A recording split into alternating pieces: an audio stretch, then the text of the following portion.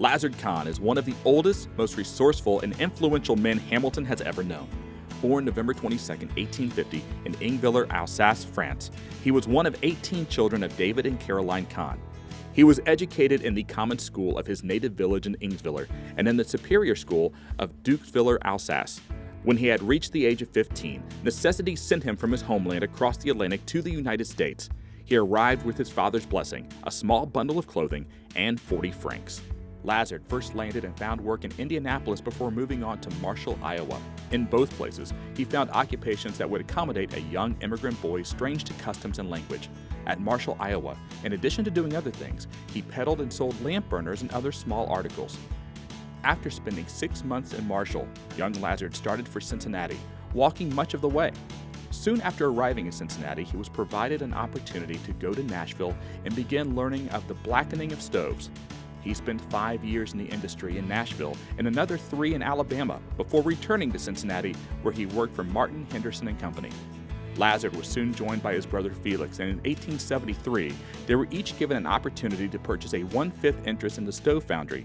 In subsequent years, other partners in the foundry began to retire, and the brothers purchased their interest until in 1881 they had bought out all other partners and the firm name was changed to F&L Kahn & Brothers. In 1884, they moved the foundry to Hamilton, while still maintaining a Cincinnati office. It was not long before the growth of the company expanded far beyond the local region, state, and national level, reaching into China, Japan, Spain, France, and England. When buying into the company, the foundry was producing approximately 400 tons of stoves per year and had grown to manufacture 2,400 tons of stoves annually. In 1887, brother Samuel Kahn became a member of the firm, joining his brothers, allowing Lazard to give his attention to the technical management of their business. The shop in Hamilton employed 200 men and was such a model in the industry that it was identically copied by several enterprising stove foundries. They sold train cars full of ranges and hydraulics to big companies. And that helped the people who worked there for their income. I don't know what the city would have done without, one big company like that makes a big difference. Everything about their diversified line of stove work was done completely in-house. The foundry contained its own extensive sheet metal shop, plating room, and art department. Their designs were always an industry leader. Because of this, Lazard Kahn was long recognized as a man of special practical attainments in the stove trade and in the council of the Stove Makers Association, where he was an active member of the executive committee. At the Paris Universal Exposition of 1889, President Grover Cleveland appointed Lazard as a member of the International Jury in Class 27. In recognition of his services upon that jury, the President of the French Republic honored him with the ensign of the Chevalier Légion d'Honneur. When Lazard Kahn took up residence in Hamilton, he at once became active in the affairs of the community. He was generous in his support of every endeavor, both through personal effort and financially. Mr. Kahn was known for his generosity of both time and money to the city of Hamilton. He dearly loved his adopted city of Hamilton. He was known as a man of hard work. He was definitely a man of principles, a man of honesty, a man of integrity.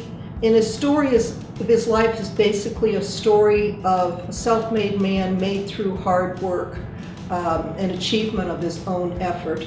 Being a man of vision, he saw great things for Hamilton. In 1890, he joined other civic leaders, including Oakey Parish, to form the Hamilton Improvement Syndicate, known as HIS, for the purpose of attracting other businesses to the city. The group purchased land on the east side of Hamilton and persuaded several manufacturers, including Mosler Safe and Lock Company, Hamilton Foundry and Machine Company, and the Fred J. Myers Manufacturing Company to locate to the area. Kahn described the impact of Mosler's relocation as far-reaching. He said, "We must not figure on the amount of money they would spend in our town in 1 year, but must figure on the amount that would accrue to the businessmen here in the years to follow. I look for the time when the citizens of this city will be astounded at the growth resultant from this effort." One of his outstanding contributions was service on the board of sewer commissioners when Hamilton developed a sewer system. He was instrumental in the development of the Lindenwold community of Hamilton and the street railway system. He was also a founder of the Greater Hamilton Chamber of Commerce. As director of the Inland Waterways Association, he urged creation of a Miami and Erie barge canal along the Great Miami River and the route of the Miami-Erie Canal. It was in 1906 that the Estate Stove Company was incorporated, and Lazard Kahn became one of its directors and the vice president of the company. Then in 1924, upon the death of his brother Felix, Lazard was named the new president. And reporting of his death in 1928, the Journal News noted, his name is on the roster of practically every worthwhile endeavor in Hamilton. For all these things and so much more, we are honored to include Lazard Kahn into the Greater Butler County Business Hall of Fame.